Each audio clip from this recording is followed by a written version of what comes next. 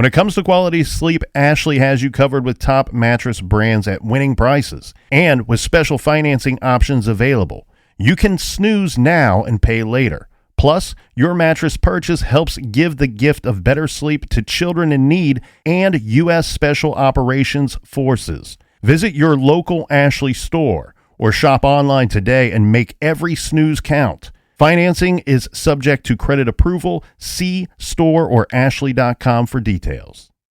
Dreaming of overseas adventures or connecting more deeply with family from afar? Rosetta Stone bridges the language gap. I've tried others, but Rosetta Stone's immersive lessons and voice feedback technology are game changers. Dive into 25 languages by learning intuitively, just like when you were a kid. And here's the holiday sparkle. Grab a lifetime membership now and save 50%. Gift yourself the world. Head to rosettastone.com now and save 50%.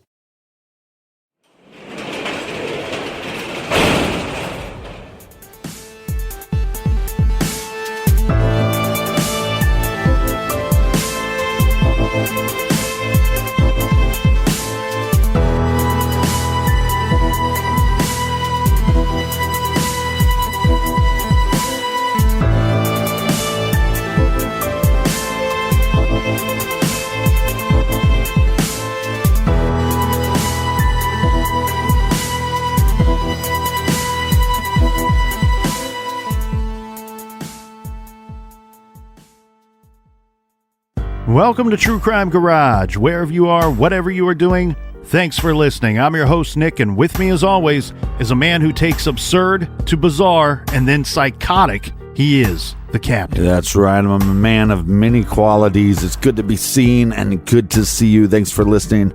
Thanks for telling a friend.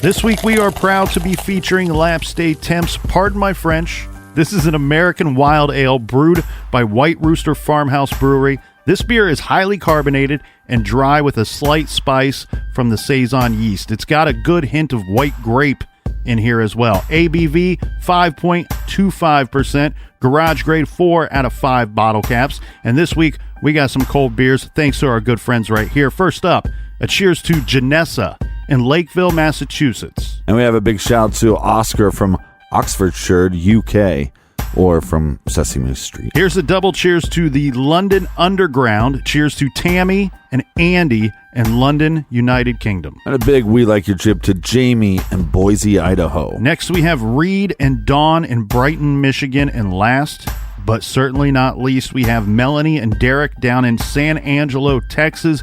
Everyone we just mentioned went to truecrimegarage.com and donated to this week's beer fund, and for that, we are grateful. Yeah, if you want to check out our old episodes, check us out on the Stitcher app. The Stitcher app. Go get it. And we also have Download a bonus show called Off the Record. Listen because it's off the record. And that is enough of the business. All right, everybody, gather around, grab a chair, grab a beer. Let's talk some true crime.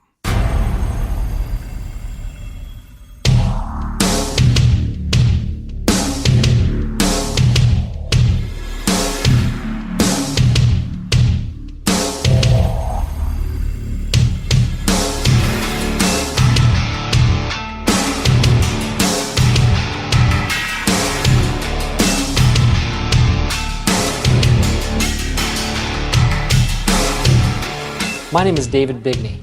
I'm an attorney and I'd like to talk to you about Jennifer Kesse. It's time to bring Jennifer Kesse home.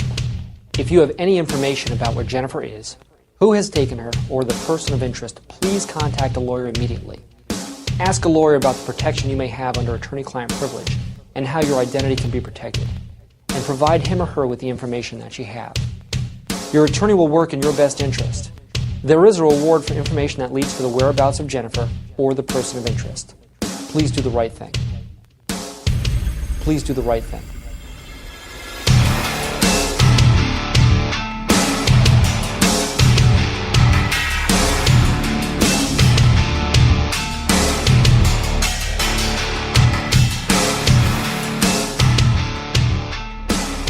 In regards to the disappearance and abduction of Jennifer Kesse, Sergeant Barbara Jones of the Orlando Police Department had this to say, quote, We established a timeline of Monday when she last talked to Rob, which was about 10 p.m., to Thursday at around 8:06 when a resident of that condominium complex located her car.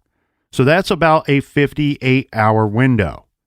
She goes on to say we did obtain some video surveillance at the condominiums where her vehicle was found, and that surveillance video depicted a picture of a pedestrian, which we're classifying as a person of interest.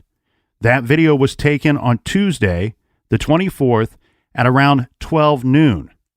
So Monday at 10 p.m. until the following day at 12 noon is the time frame where we had that pedestrian, who is a person of interest in this case, that we're desperately trying to find out who that is, to see what they know about possibly the whereabouts of Jennifer Kesse. This has been one of the big questions in this case. So let's take a look at the possibilities of a nighttime abduction versus morning abduction. When exactly Jennifer was taken is an extremely divisive subject in this case.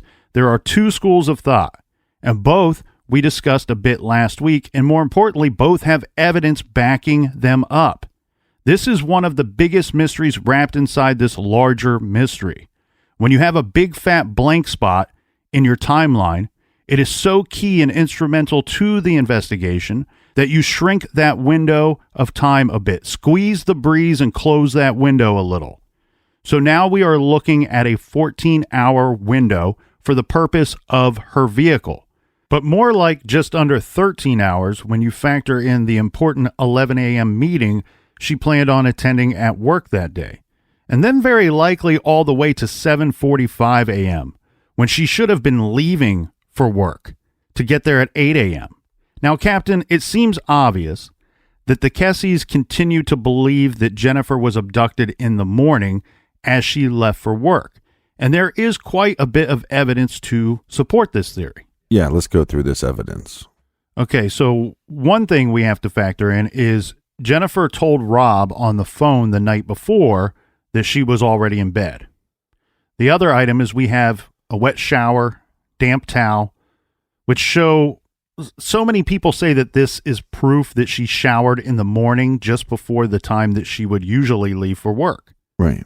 Jen's contact lenses were missing and her glasses were on the sink, implying that she woke up that morning, took off the glasses. During the portion of getting ready for work, she applies her contact lenses. The bathroom sink, we find her makeup and hairdryer was out on the countertop. Her pajamas were on the floor. The bed had been slept in, or at the very least was unmade. We do have to factor some other things in regarding an unmade bed, but I think it's somewhat fair to say that Logan and his friends who stayed there that weekend before, leaving an unmade bed at her condo when she was so nice to let them stay there would just be rude or disrespectful to the owner of the condo. Right. And Monday night was her first night back. So if someone was in the bed, it almost certainly had to be her. The work clothes that she had, there were two outfits laid out that were found on the bed. And these were clothes, these were outfits that would match the missing shoes, those shoes that she was so proud of. Her mother says, look, she's trying to pair outfits with her shoes that she wanted to wear to work that day. She told me she was going to be wearing these shoes to work that day. Yeah, this is business casual outfits, not something you'd think that she would wear at night.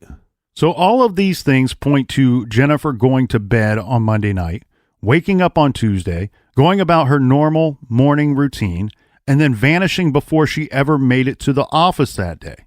By this theory, someone would have been waiting for her outside of her condo, or possibly at the bottom of the stairs, knowing that she would come down immediately. This calls to mind the Jody Huisentruit case we covered in episodes 208 and 209. But unlike Jody, Jennifer was not heard screaming. She didn't drop all of her things on the ground, and there were no drag marks. The more popular belief is that she was abducted at or in her vehicle. If someone was waiting for her and she unlocked the car, mind you, she's juggling all of these items that she has with her, her phone, Travis's phone, her briefcase, and her purse, someone could have tasered or chloroformed her and shoved her in the vehicle and drove off.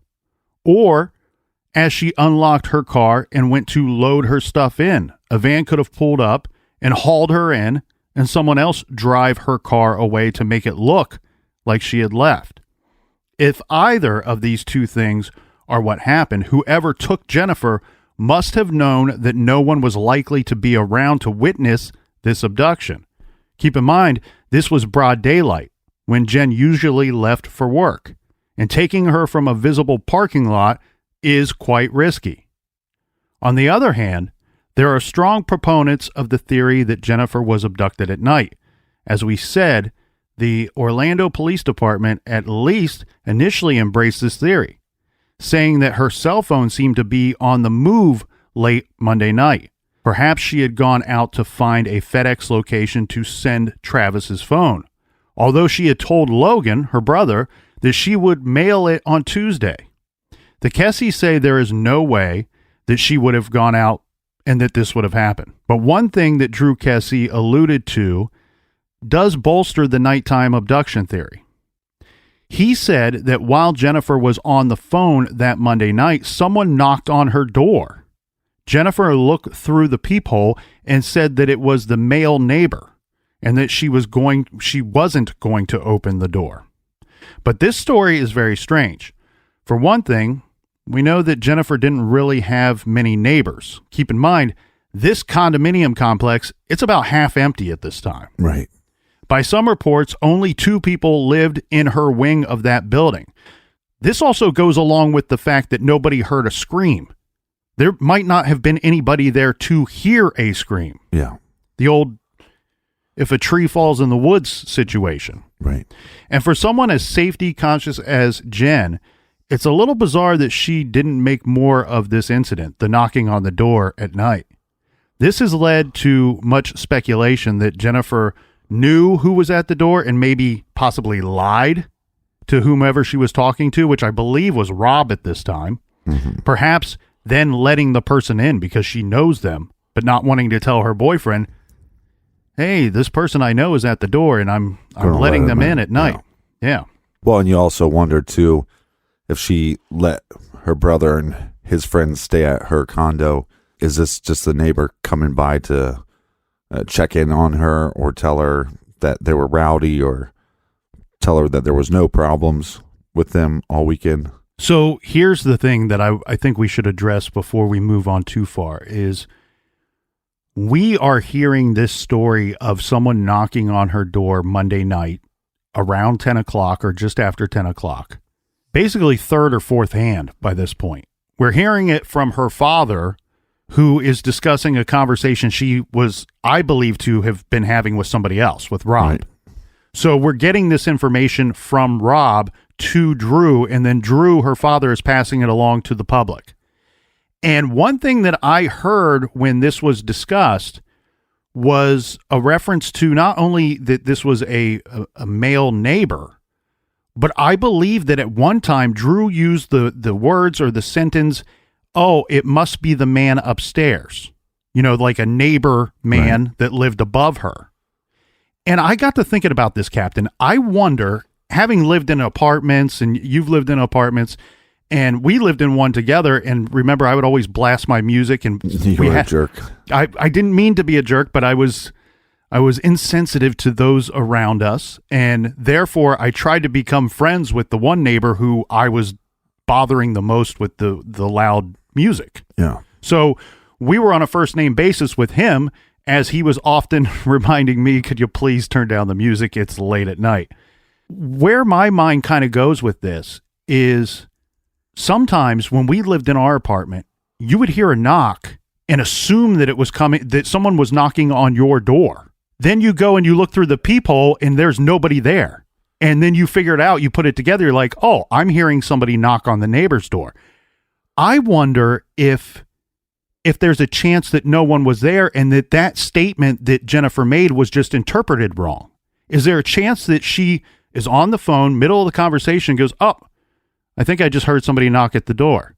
Gets up, looks at the peephole, there's no one there, but her statement is, oh, it must be the man upstairs. I'm not going to open up the door. Right. Well, it must be the man upstairs may mean she thinks that the knock is on the neighbor's door upstairs. I'm not going to open the door. And this is really just nothing that has to do with her disappearance at all. Right. Or like you said, it's somebody else and she's telling her boyfriend it's just the neighbor. Right. This really cute guy just knocked on my door. Yummy. Now, another fact that could add to the nighttime abduction theory is something that Joyce Kesse said. And this was that a men's size medium Banana Republic sweater was found in Jennifer's laundry hamper under some other clothes. Now, Rob, her boyfriend, was a size large. He says this was not his sweater. But there could be a possible explanation for this, a very simple one. It actually could have belonged to Jennifer, even though it was a men's sweater. Many women buy men's clothing. Yeah. Cozy, casual, laying around the house kind of thing, or just for some kind of look that she was going for. Jennifer, keep in mind, was 5'8" and 130 pounds. So she probably, I asked a few of our lady friends, or my lady friends, and several of them said that this would fit like a men's size medium. That sweater could have belonged to some dude, or it could have belonged to Jennifer. And again, just like the knock, it could be something that has nothing to do with the case at all, that it's not important. Right. It was found in her condo because that's where you would expect to find it if you knew it was hers. The thing about all of this stuff, especially the sweater, let's dig through this sweater real quick, because here's one piece of information that we do know that comes to mind. We have her mother, that she had conversations with Jennifer regarding outfits, shoes. We know that to be true, right? So what I'm thinking about here is when the parents and brother's friend arrive at her condo and they're looking through her things and they're going, oh, this looks like a morning abduction, or it looks like she vanished sometime in the morning because it appears that she was getting ready for work. We have two outfits that are lying out. They're prepped. They're sitting there waiting for her to compare them to the shoes or consider wearing them to work that day. If she did in fact get ready for work and left that day wearing those shoes that her mother says that she wanted to wear that day, then there is an outfit missing. What this tells me is that even though we have all of these conversations and her family knew her well, she had lived on her own for quite some time. Her mother is not able to provide anybody saying, this is the outfit that was missing from her condo. Right. She was wearing something. This is what was missing. We don't have that. So I wouldn't expect her parents to be able to provide us with a full inventory of all of her clothing. I think very likely that this sweater just belongs to Jennifer Kesse. Yeah, it also could be like an ex-boyfriend sweater that she just liked and kept around. Yeah, many people have also suggested that because of Logan and Travis and then even her ex-boyfriend Matt visiting her condo that weekend before, they've questioned, could this just simply be one of their sweaters?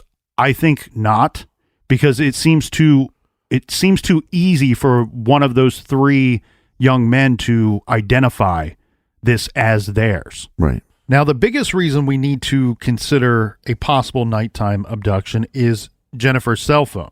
Now, as we heard from Drew Kesse, police said based on cell tower ping evidence that Jennifer was out and about on that Monday night, possibly even going to a sketchy area, as they called it, because her phone and Travis's phone were pinging on towers indicating that she was out and about, and that could indicate that she left sometime after that phone call with Rob that night. Right. Let's keep in mind, this was 2006, before cell tracking technology was as sophisticated as it is today.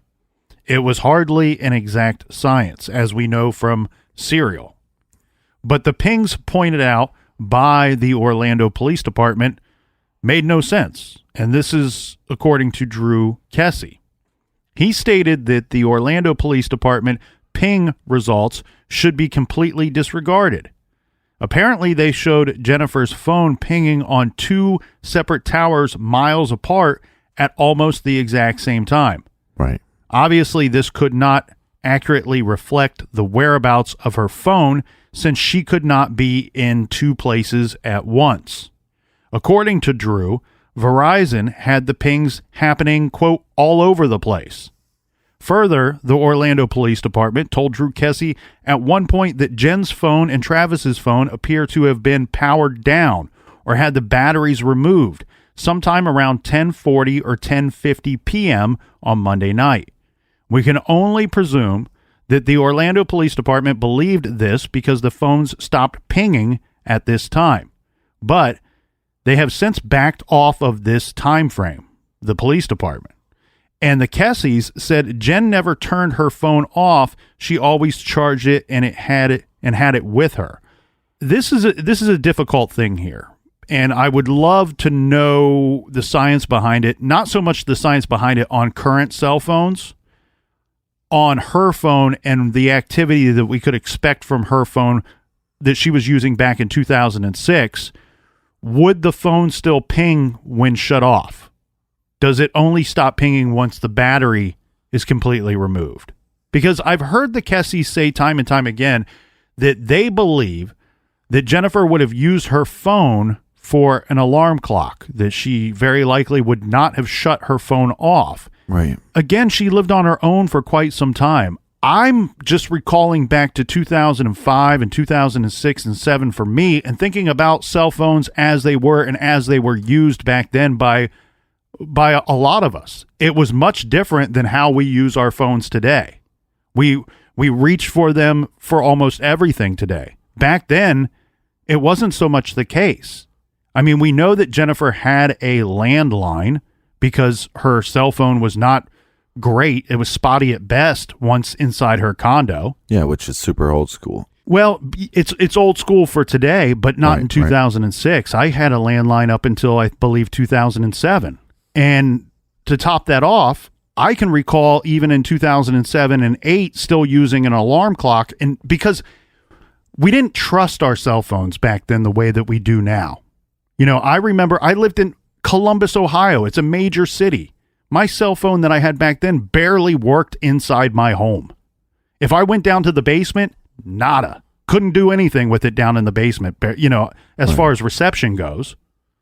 And so I almost feel like this is a time when people were still using landlines. We know she was using one. This is a time when people were still using alarm clocks. I'd like to know if they had financial records of her, because all I could think is like she's getting ready for bed. She's in bed. Other than maybe letting somebody into the house, what would be her motivation to leave? You know, maybe other than this FedEx box. Well, let me drop off this phone at the FedEx box.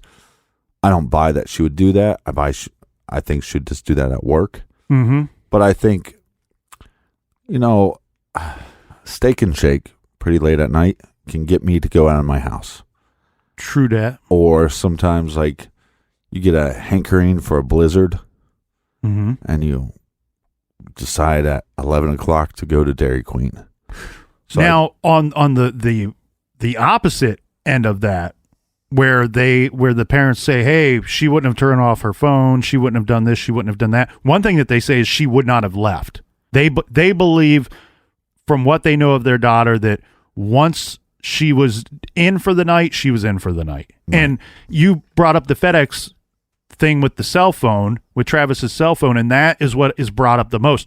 The problem with this is 10 o'clock at night, there's not a FedEx store open at that time. Right. Jennifer's smart. She knows what's going on. She's going to be aware of this. She's not going out looking for a FedEx store at 10 o'clock at night. Now, you said something interesting there. What if it's just a drop box that she's looking for? I guess she could have brought some materials home from work or whatever to prep that box and drop it off somewhere. Again, and I know everything isn't in, you know, I can't relate everything to our own personal life experiences, but at my work for years, we had stamps.com. And once I had that in my life at work, I wasn't going out and making special trips to ship anything, man. Right. I only shipped stuff Monday through Friday when I was at work, and our work encouraged us to use it. Yeah, we had to use our own money for it, but it was so convenient. You're not making an extra trip anywhere. You have to be there for work anyway. And the thing is, she would have found the phone. If I understand the way that her Monday went, she very likely would have been unaware that Travis's phone would be found in her condo until she was already on her way home from work on that Monday. Because we know that she kind of got stuck on this trip. They couldn't fly back to where they wanted to fly to, and she had to drive from that location right into work that day, work a regular day, and then on her way home, she has a conversation with her parents and then has a conversation with her brother, Logan. I am of the belief that that is when Logan informed her, hey, my buddy Travis, you know Travis, he left his cell phone at your condo. Could you ship it to him? So if she doesn't know about this thing until she's already on her way home, she wouldn't have known to bring any boxes or any shipping materials with her home. Right. So it just seems so unlikely. And then the other factor, too, is Rob is saying that she said, I'm in bed. I almost feel like, Captain, that this 10:40 or 10:50 p.m. Monday night with the phones being powered off, I have two major thoughts on this. One could be that she just, in fact, shut them off, and they no longer performed any ping activity after that took place. Right. Why would she do that? You don't want to be disturbed when you're trying to sleep. Maybe she has an alarm clock, all right? You don't know what kind of activity Travis's phone is going to have, too, right? When you're trying to sleep and you got to go to your work the next day. So maybe she did just, in fact, power them off. The other question I have is we are hearing this second or third, fourth hand, however you want to take it, and we have been told by Drew Kesse that this information was relayed to them by the Orlando Police Department, that at that time, early on in the investigation, they thought something happened that night. And they were using this ping technology, or their lack of understanding of the ping technology at the time, to support that theory. He is saying not only did we have this conversation, but they had the conversation with me and my family. And when we left that meeting, the three of us both had different opinions on exactly what they were trying to tell us. He also says that they did walk that back a little bit in future discussions with the family. So where my head goes, is there a chance, and we've seen this in some other cases, where officers looking to provide a timeline, an accurate timeline for the events of what took place, they're reaching out to Verizon and to these cell phone companies to get information, and sometimes there's something gets lost in translation. Is it possible that this could be 10:40 a.m. or 10:50 a.m.? It could be something as simple as that.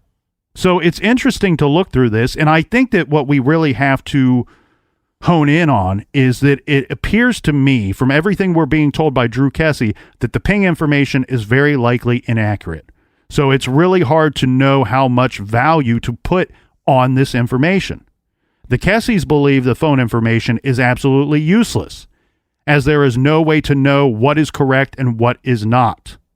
We know that Jen's family says there is no way that she would have gotten dressed after telling Rob she was going to bed and heading out with Travis's phone. That's the other weird thing. If she goes out, why would she, if she's not going to FedEx, why would she bother to even take Travis's phone with her? Right.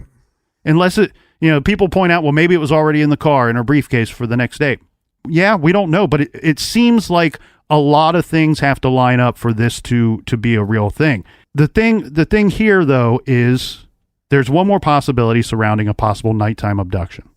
Drew Kesse stated on the Unconcluded podcast that a set of keys to the condos had been stolen the month before, and the manager's office had a key-making machine that could be easily accessed by just about anybody. Drew told Jennifer to get her locks changed, but she hadn't got around to it. It is theoretically possible that Jen was asleep that night and someone entered her apartment and took her, managing to do so stealthily and without causing any disruption. But they would also have had to have taken her briefcase, work shoes, both cell phones, car keys, purse, iPod. It just seems crazy that somebody would go in and get her that night and determine all the things that should be missing from her condo that you would expect to be missing had she gotten ready for work and left the house on her own. It just seems like too much for the perpetrator to put together. And then to top that off, we know that the pepper spray was found on a countertop in her condo.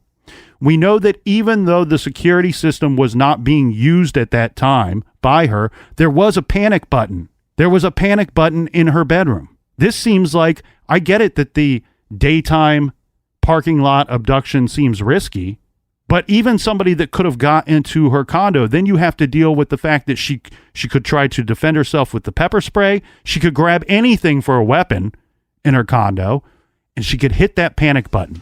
None of that happened.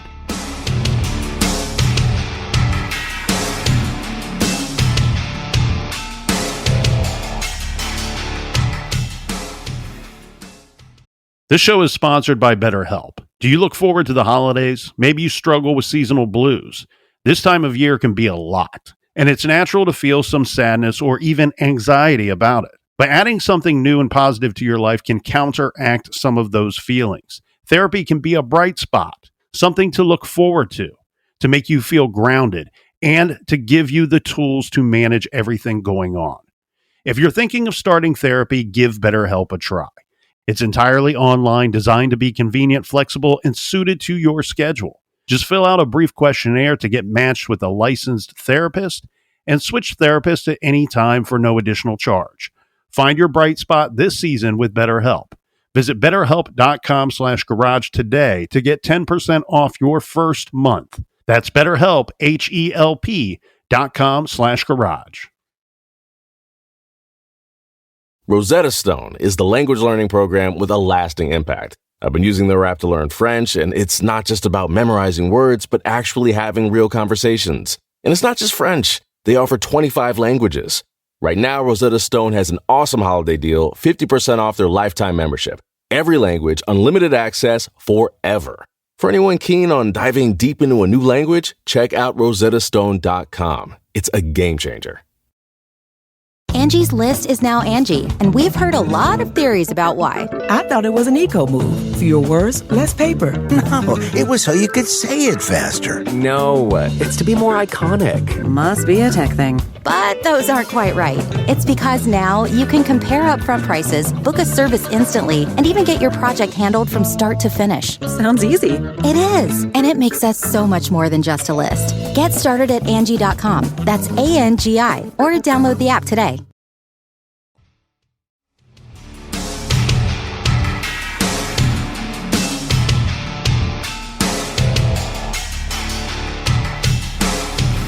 All right. Cheers, mates. Don't be rude to your neighbors. Be nice. Try to play nice in the sandbox. We need to give the Orlando Police Department some credit here, right? You talk about being rude. We might have been a little rude to them last week. But where they showed a lot of effort was the searches for Jennifer Kesse. Now, we cannot go through all of the searches that were conducted over the years as the Orlando Police Department pursued every tip and lead that came in. Over 1,000 leads have been investigated in this case. Drew Kesse has said many times that the Orlando Police Department was fantastic at following up on tips, jumping into action, and conducting major searches when credible tips came in. And there have been many. But he said the Orlando Police Department completely failed to actually generate any leads themselves. He believes that this is why Jennifer's case is where it stands today, which is unsolved. Once the Kesses convinced the Orlando Police Department that Jennifer had not willingly disappeared, the usual searches were conducted. This started with the areas in a 5-mile radius surrounding Mosaic at Millennia and the Huntington on the Green, where grid searches conducted by officers, volunteers, dogs, and people on horseback. This included major roads. These took place over the course of several days. The area searched was bounded by Texas Avenue, Orange Blossom Trail, Oak Ridge Road, and Holden Avenue. At one point, 1,200 volunteers were involved in a search engineered by Child Watch of North America. The wooded areas between the Mosaic at Millennia and the Huntington on the Green were searched, including a wooded area near Huntington on the Green, where a scent was found. Storage closets in Jennifer's building were also searched. We do not know whether the large pond at the complex was scoured, but Knowing the Kesses, they likely demanded that it be searched. Empty condos in the building were inspected, but it is not believed that forensic tests were conducted on any of them. The Orlando PD conducted several door-to-door knock inquiries at both Huntington on the Green and the Mosaic at Millennia. Right, but they processed her car, but you said last week that they didn't process her apartment. Correct. And I'm not saying that they are right in doing so or going about it this way, but I think that this is why they process one and not the other. Keep in mind, when her family first discovers that Jennifer is missing, the police don't really believe that anything nefarious took place. They think she just got mad at her boyfriend, she took off for a little bit, she's going to be back. So we have people coming and going from her condo before they believe that they need to process this condo unit. Right, but they shouldn't assume. I get you. In any investigation, you shouldn't start off by assuming anything. Well, here's where they may have made a good assumption. When they found the vehicle, they immediately went, okay, now we're on board because we found her vehicle. We thought she just took off. Why are we finding her vehicle and not her? And on top of it, I think it's even more suspicious that it's found within walking distance of her condo complex. Right, and also a worse area. So immediately they believe that wherever she is, like the answers in where Jennifer Kesse is at this point in our case, the infant stages of the case, we believe the car is the key.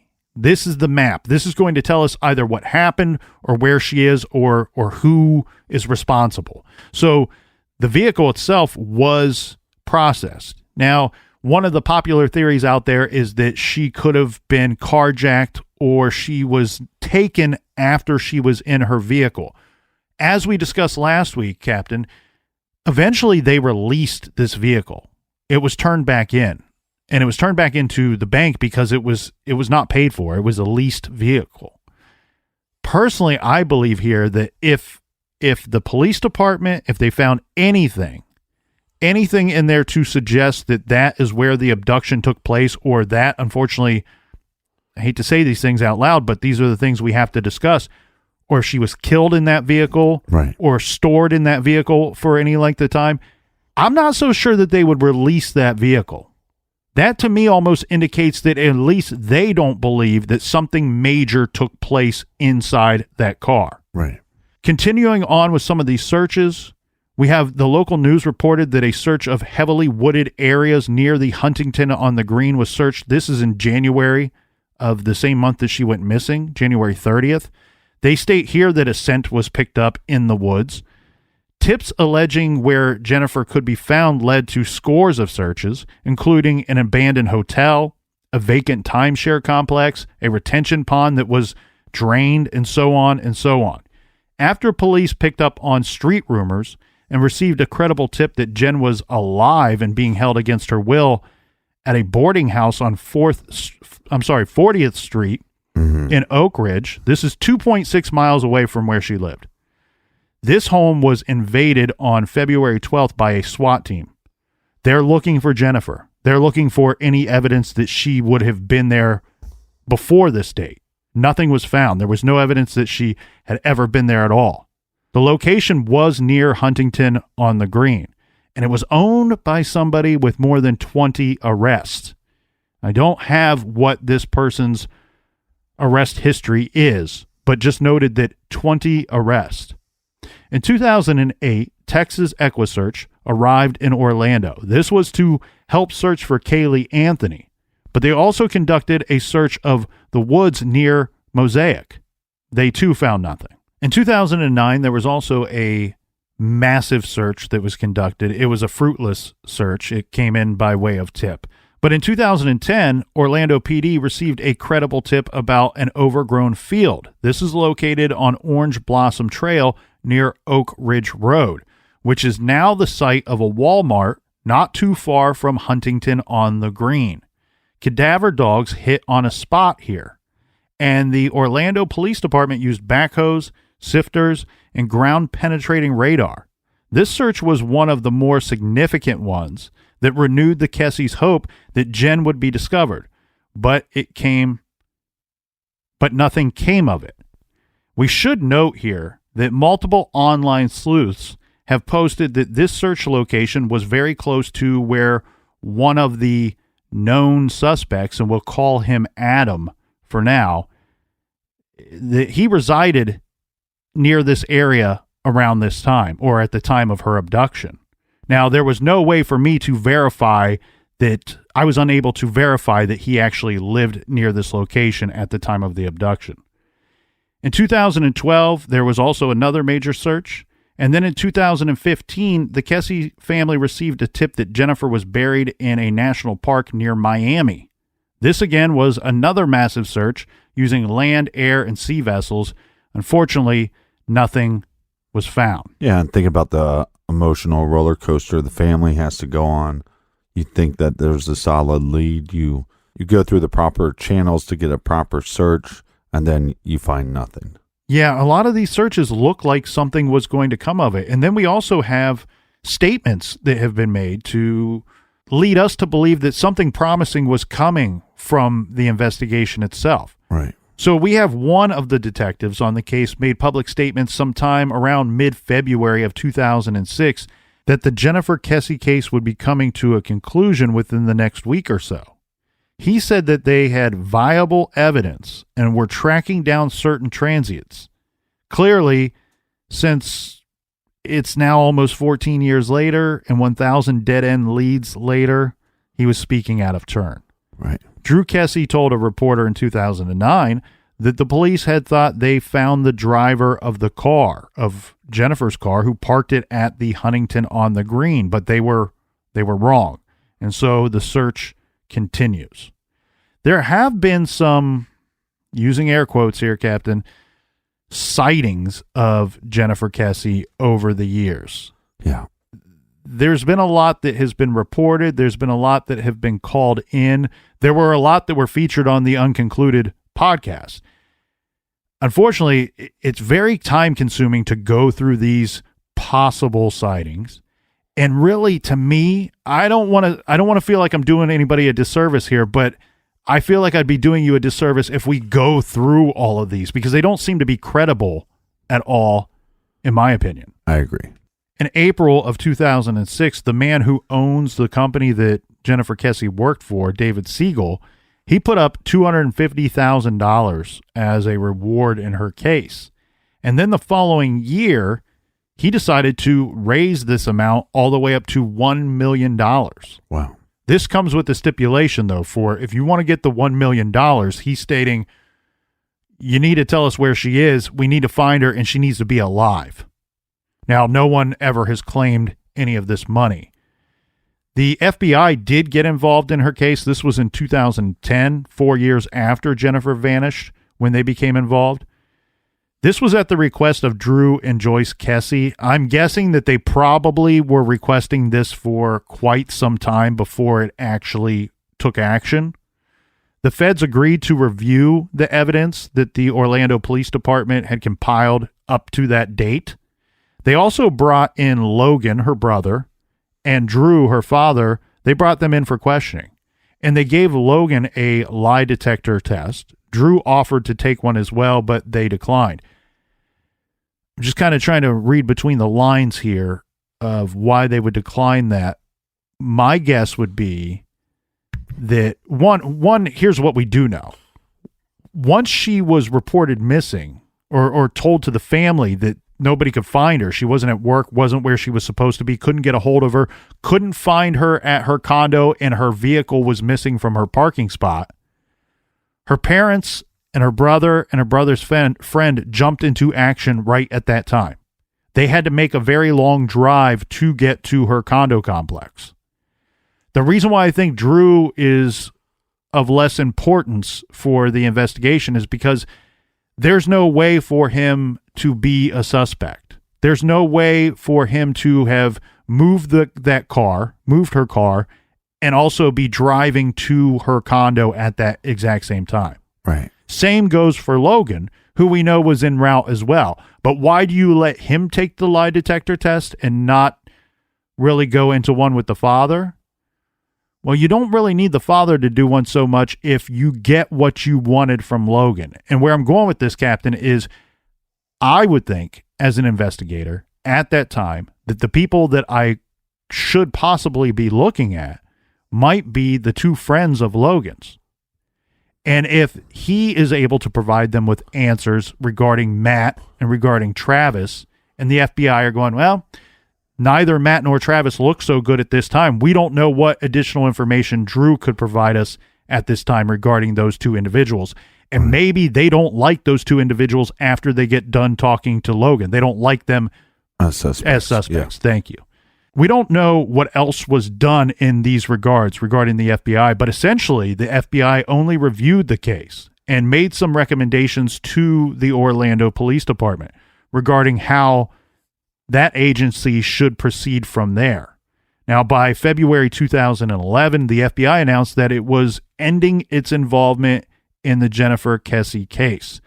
Drew Kesse said that they told him, quote, your daughter seems to have vanished. We do not know exactly why or how, and we really have nothing to go on, end quote. Yeah, it seems the more we do this show, the more we hear about individuals just disappearing into thin air almost. We have some suspects that we can discuss here, Captain.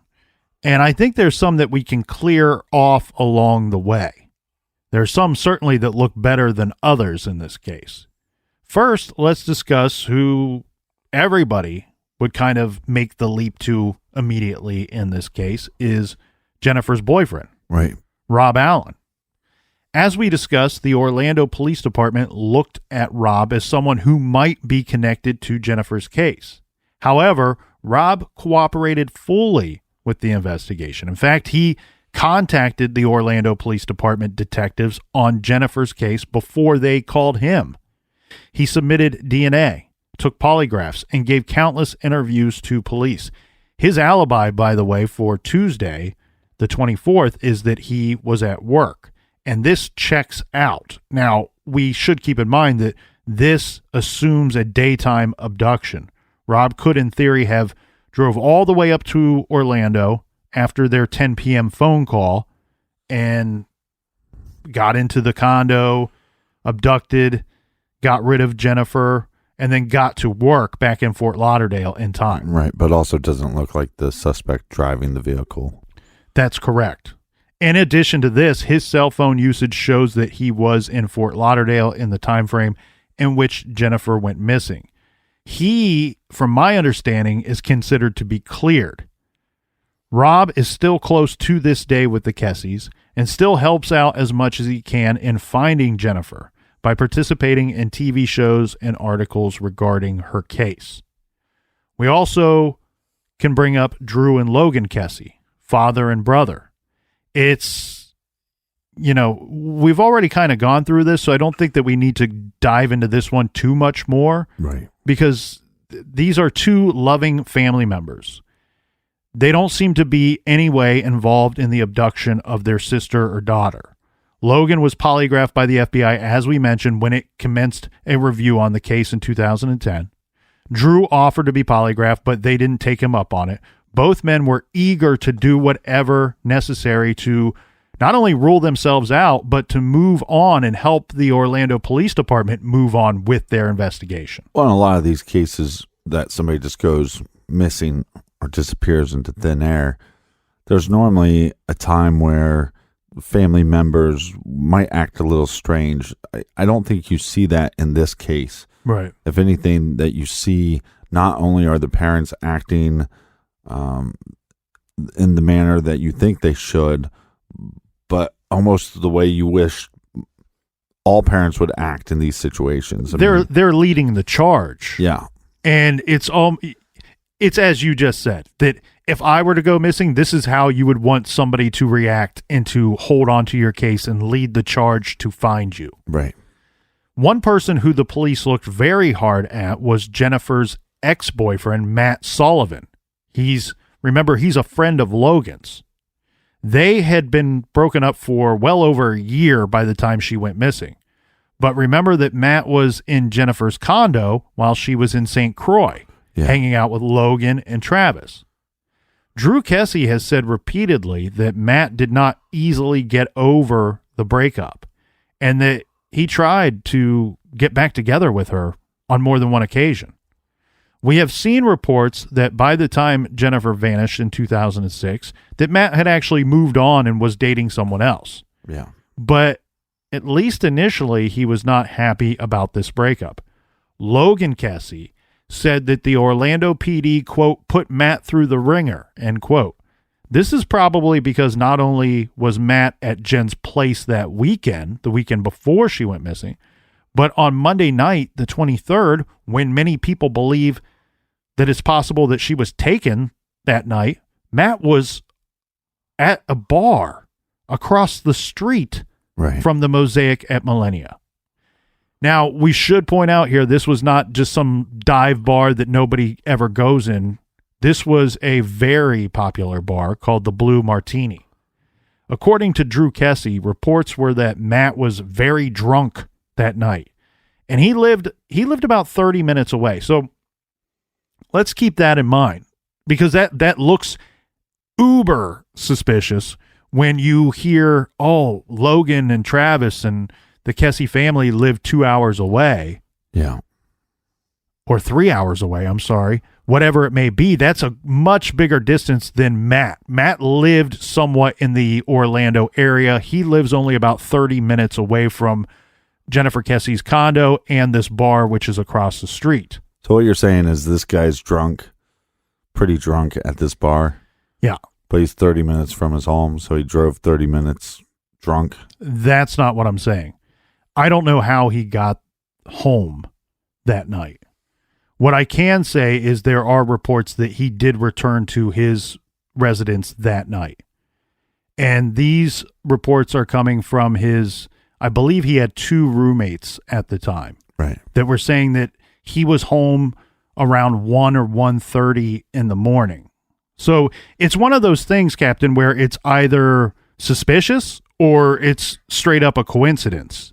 And it's easy to see why people who have followed Jennifer's case are very interested in Matt.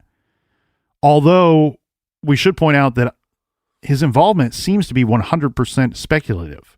Right. If he was across the street, he could have called her that night and said, hey, let me come over. I'll grab Travis's phone and, mail it for you, because where he lives doesn't help get the phone to Travis any faster. Right. But we also have Jennifer's parents saying that they don't find this to be likely. They don't think that she would open the door for someone at night, and possibly even if it was Matt, that she wouldn't open the door. This is tricky, though, because we do have the statement about the knock. Remember the knock on the door? Right. That Drew Kesse said happened when Jen was on the phone. Jen said it was a neighbor. What if it was Matt and she didn't want to tell anyone because Matt was her ex? Right. That makes a lot of sense. Mm-hmm. Matt would certainly be familiar with Jennifer's condo and possibly her routines. He could have killed her in an argument. It doesn't have to be something that was planned. And staged the condo to look like she had gone to work on Tuesday. It's certainly a theory that we can't dismiss offhand, but Unconcluded reported that both Matt and his buddies he was with that night were questioned. They seem to have been cooperative, and that Matt agreed to a polygraph, although Orlando Police Department never followed through on that. Again, they should have. I think that's stupid. I'm with you. You have the opportunity to just take it, because maybe later you find some stuff and you don't get the opportunity because he has to lawyer up. But he also doesn't really look similar to the suspect driving her car either. That's correct. And there were some reports early on that he was not at work the next day, which could just mean that, he was drunk and hungover and didn't make it to work the next day. Or it could mean that he was busy cleaning up his mess from the night before. Right. The problem with that statement is we also have statements that say, no, that is incorrect. He was at work the next day.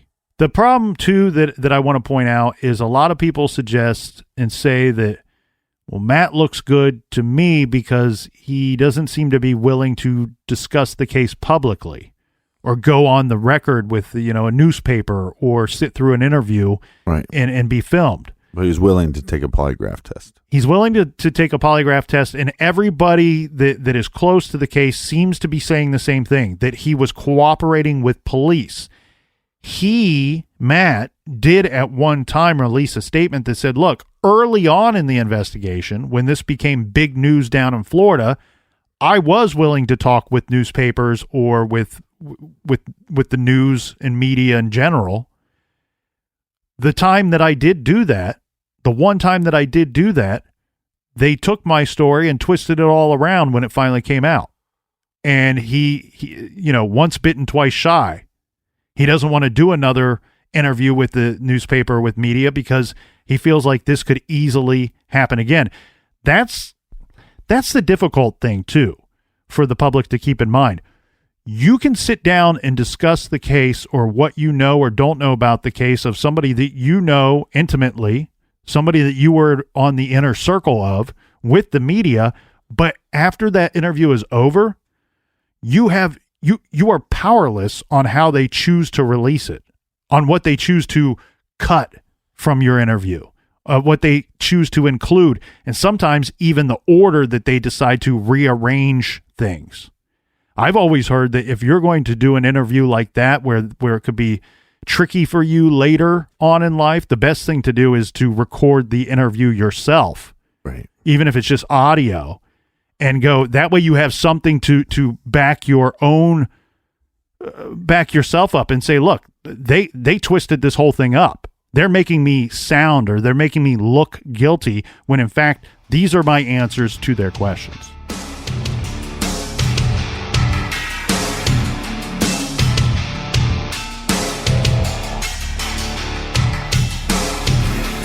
Thank you guys so much for joining us here in the garage and telling your friends about True Crime Garage. Much love to you. We want to see you back here tomorrow. Until then, be good, be kind, and don't litter.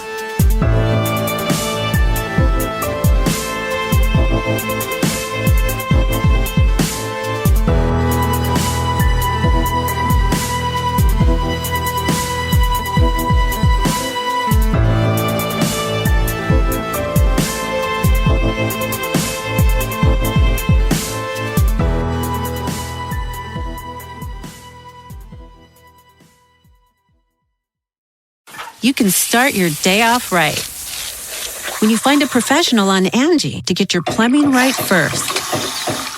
Connect with skilled professionals to get all your home projects done well. Visit Angie.com. You can do this when you Angie that.